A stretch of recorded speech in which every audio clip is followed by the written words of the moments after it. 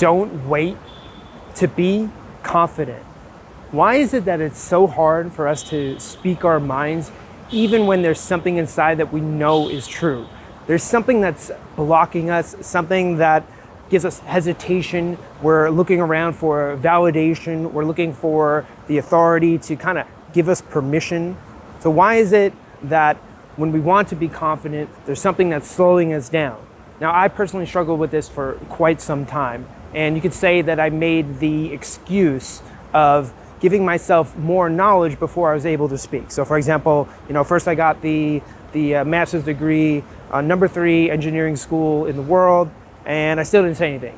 And then I went to Asia, and I went to the number 6 university in Asia, second master's degree, still didn't say anything.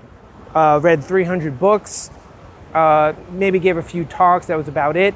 And every time I just kept saying to myself, well, I need to know more. I need to have more experience. I need to know more about myself, etc. And I was kind of like looking for that point, but then that point, it just never came. So in this video, we're going to be talking about not hesitating when it comes to being confident. Action regardless of sentiment. There's this song by the band The Wallflowers, which is one of my favorite metaphors for life. So the name of the song is called One Headlight, and the lyrics, they go something like this. Come on, try a little, nothing is forever. There's gotta be something better than in the middle. But me and Cinderella will put it all together. We can drive it home with one headlight. So essentially what the artist is talking about, or at least my interpretation of it is, well, you wanna have 2 headlights to get home. You want to be able to see clearly where you're going. You want the right conditions. But in this song, essentially what he's saying is like, even though the conditions not ideal, we only have one headlight.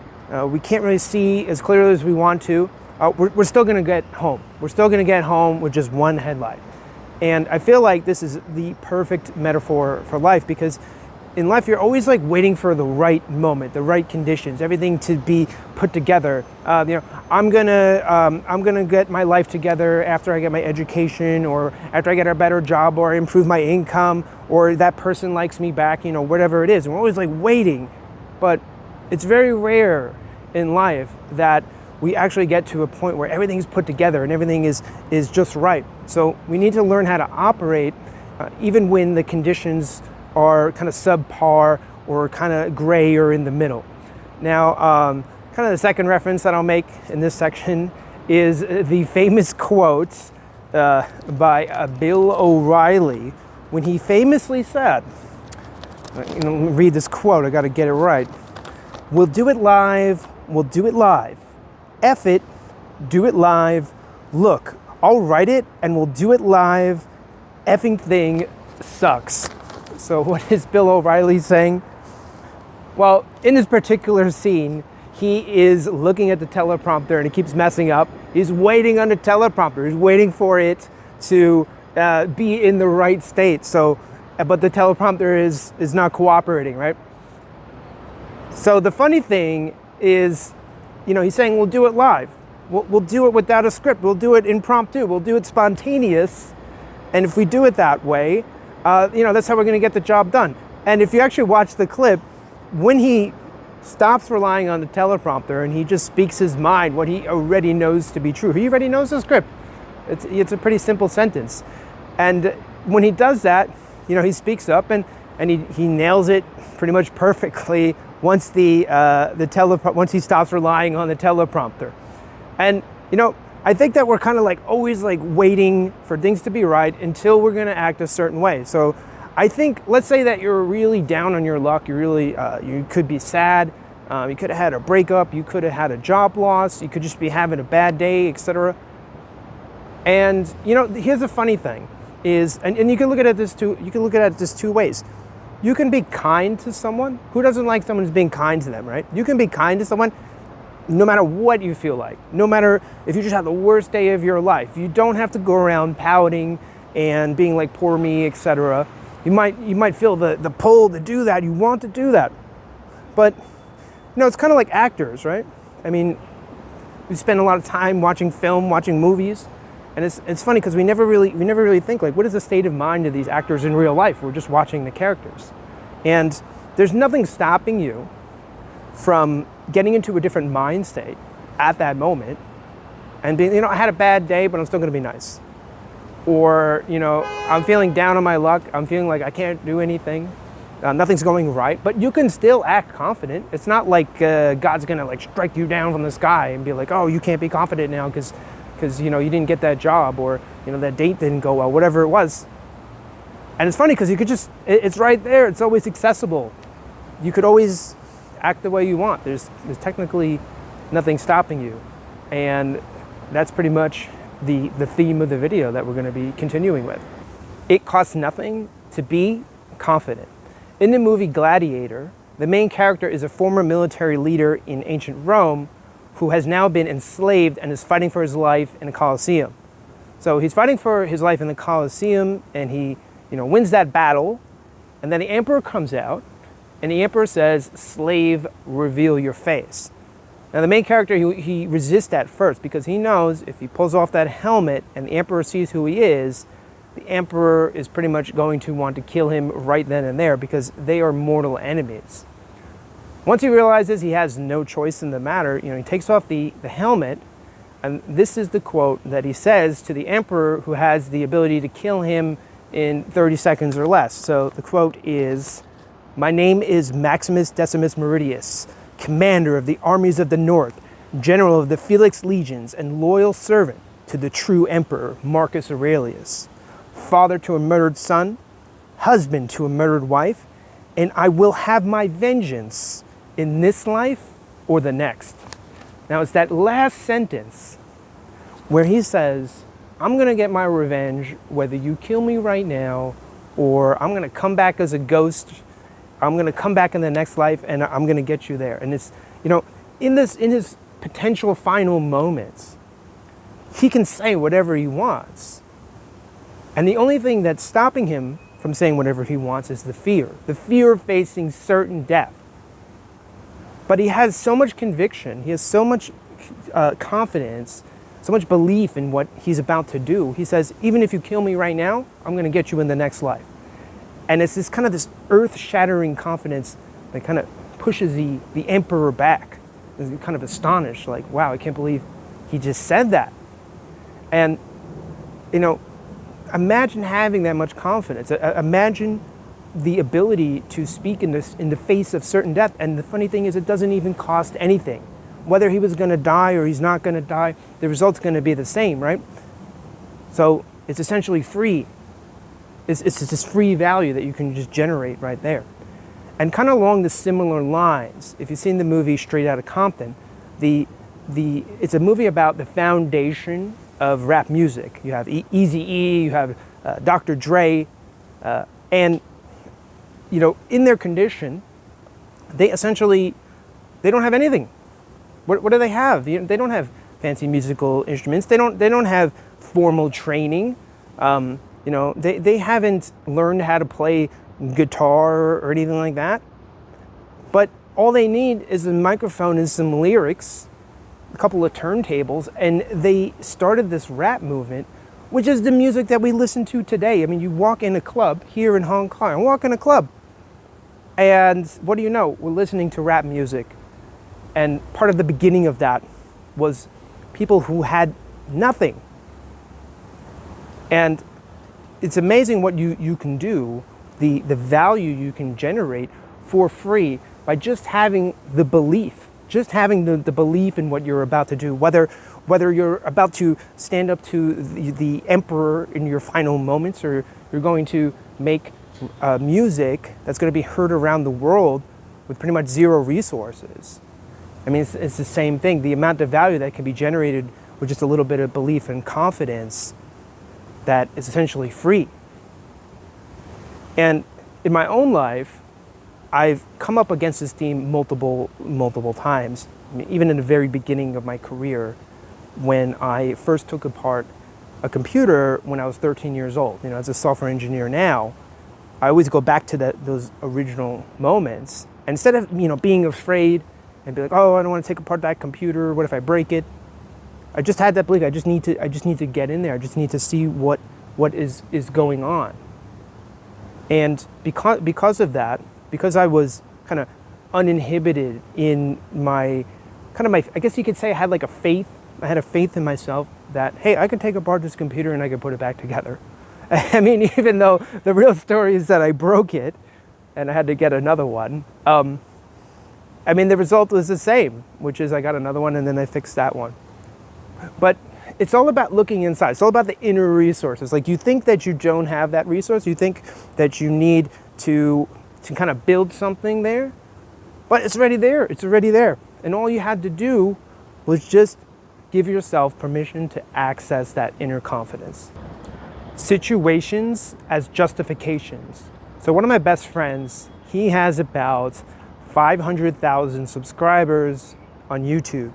And he's an artist that kind of started from nothing, just started drawing. And we always kind of have this debate back and forth. And he always says, and he's a huge inspiration to me making these videos, he essentially says, just do it.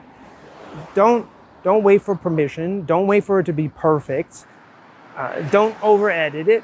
Just do the best you can, make the video and post it, go on to the next one. And this really happens to me recently when my first iteration of the videos were very polished, lots of editing. It took me like 40 hours, I think, to make, let's say, like a 12 to 15 minute video. Now these days, I don't really have 40 hours, so I was kind of forced to just put my camera outside, get out there and just start speaking. And it takes significantly less time. And what do you know, the other day, a bunch of people are giving me feedback and they're saying, hey, these videos are much better. They're much more natural. And it's funny to me because it takes so much less time to make them. And, we're always kind of looking for permission. We're looking for, an authority figure to tell us, that's good. Maybe we're looking for validation from our family, from our parents, from our friends. We're looking to see if it's okay to speak. We're looking to see how other people respond to us before we do what we want to do.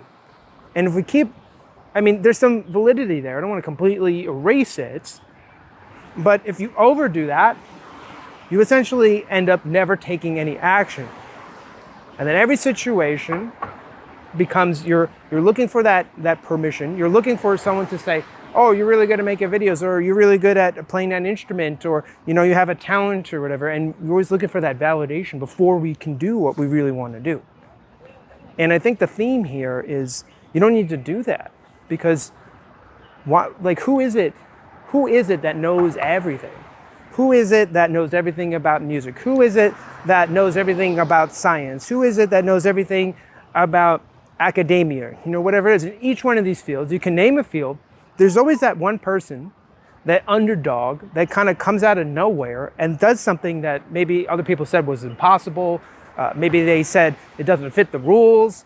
Maybe it was this kind of new approach to something that nobody thought about before.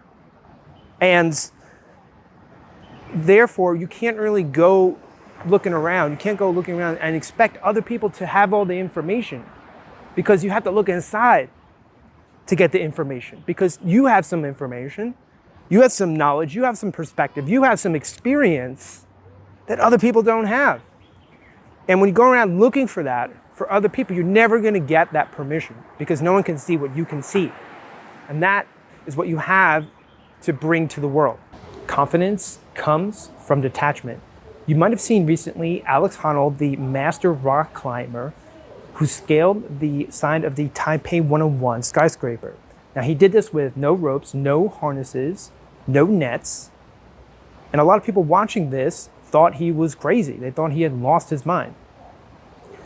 I was interested to find out more about his psychology, so I watched an interview with him. And some of the things he said were quite interesting. One of the things he said was that for a long time, as he was learning how to scale the side of a rock cliff without any protection, he visualized what it would be like to fall off the side of the mountain and face his own death. And he said that this was something that was required in order for him to engage in this task, because if he didn't do this, he would be constantly in a panic, constantly going to the worst possible case and visualizing that over and over during the climb, and then removing him from his focus. And you're going to need pretty clear focus, pretty clear detachment in order to do such a difficult task as this. We could look in fiction, we could say James Bond. So everybody knows that James Bond is that calm, cool, and collected character who just doesn't move under stress. I was watching this clip recently where he's sitting in the car and the villains are shooting with machine guns, multiple rounds. And he's just completely unfazed. He's just staring into space. And the woman in the car with him is just absolutely screaming. She's shaking, James, do something, do something. But he knows he doesn't need to do anything because he trusts in the car. He knows this is a bulletproof car. And we could look at, say, Tom Cruise, who, when he is portraying these characters, these action heroes, he is doing these crazy stunts in real life. So he really did scale the Burj Dubai building, and then he really did get on a motorcycle and jump off the side of a cliff. Now, these different stunts that he does, he's only able to do this because he's able to, under the extreme pressure, under the extreme situation, he's able to remain cool, and in his coolness, he could have that confidence to literally jump off the side of a mountain. And if these characters can have this kind of stillness in them, you really have to ask yourself, what is the range? What is the capability? I mean, it might be scary to say speak in front of a camera, but really, what is that compared to jumping off the side of a mountain or climbing skyscraper without a rope? And when you make that comparison, it really puts things in perspective. Life is short, so don't wait. It might seem that life is long, 80 years, that's a pretty long time. But if you really think about it, you only have, say, 3 or 4 hours every weekday. You only have maybe, say, 8 hours on the weekend. And you have to subtract all the time sleeping and all the time working and all the times that you were tired, and all the times you had to eat or do the laundry, take out the trash, whatever it was. This is not really usable time. And then now you're stuck with just a few hours in which you could have really done something. And those moments, that's where you need to make the most of those free moments. But if you're hesitating, those moments will just slip by. And then you wonder what could have happened. Simple example, if you've ever been in a bar, in a coffee shop, maybe even a park, and there was someone that you wanted to talk to, you're going to make up all kinds of excuses. I don't want to bother them. I don't want to be rude. They might not want to talk to anyone today. Maybe I'm not the kind of person that they want to meet. But the thing is, they're just sitting there. So you have no idea. Maybe they wanted to talk to you. Maybe they would have found you very interesting. Maybe they would have found you annoying. But the thing is, if you take the action, if you just do a polite introduction, then at least you know what would happen. If you don't do anything, if you say, well, I'm going to need more training, I'm going to need more internal confidence, then you're going to end up in a situation where effectively nothing happens. And if you live your whole life and nothing happens, no one's going to come and say, oh, sorry that nothing happened, you can relive your life now. That's it, you only get one shot. And time is our most precious resource. And the way that you make the most out of time is simply by taking the actions. And taking the actions is something that you're only going to do if you have that available confidence on reserve. And let me just say this. Confidence, I don't even know where it comes from.